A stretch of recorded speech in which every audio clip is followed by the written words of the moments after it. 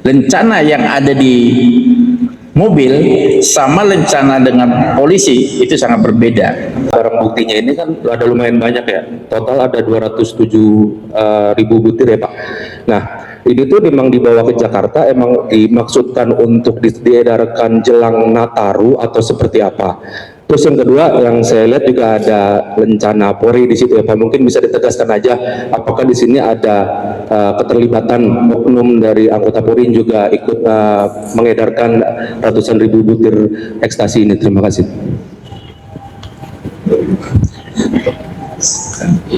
Langsung ya. Tes.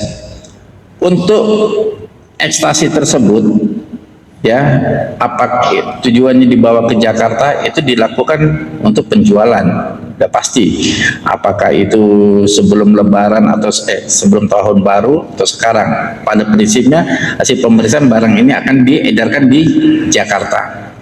Kemudian untuk rencana ini ada di dalam mobil, yang mana mobil ini dibeli 6 bulan yang lalu oleh MR, ya, dan rencana ini sudah ada di dalam dashboard mobil tersebut. Kalau kita lihat rencana itu, kita teliti bahwa rencana yang ada di mobil sama rencana dengan polisi itu sangat berbeda. Rencana polisi itu ada ciri-ciri khusus yang mungkin orang tidak mengetahuinya, dan juga ada nomor serinya, ya, terregister. Nah, ini yang di dalam mobil. Kalau yang inilah rencananya dimiliki Polri, terregister dan tahu siapa pemiliknya. Kalau ini sama sekali tidak ada, ya, itu. Bentuk ukuran dari warnanya juga berbeda, gitu. Jadi mungkin rencana ini dia dapat dari mana, dan dia juga tidak tahu rencana ini di dalam mobil ini juga tidak tahu, sebab mobil ini pada bulan Juni yang lalu baru dia beli, gitu. Nah, di TKP itu kan anggota TNI yang BKO di sana sempat membantu mengevakuasi. Apa sih yang mereka lakukan? Kalau di video itu kan yang beredar kan mereka memegang barang bukti tanpa sarung tangan gitu. Sebenarnya prosedurnya bagaimana sih untuk ketika ada barang bukti gitu? Apakah bisa dipegang tanpa pengaman sarung tangan gitu? Itu aja.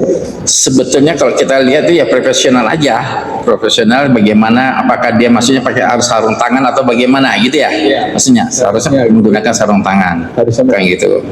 Keterlibatan MR ini yang pertama, ini berapa kali beraksi ya Pak ya, berapa kali pengiriman yang dia lakukan, terus berapa upah yang dijanjikan ke dia, duitnya buat apa gitu. Terus yang kedua, kan sebelumnya sempat dibilang kalau misalkan si MR ini mikroslip ya Pak, dan sebelumnya juga dijelaskan kalau misalkan si MR ini mengkonsumsi sabu. Jadi sebetulnya kecelakaan yang terjadi ini apakah mikroslip atau dalam pengaruh sabu itu Pak? Terima kasih banyak.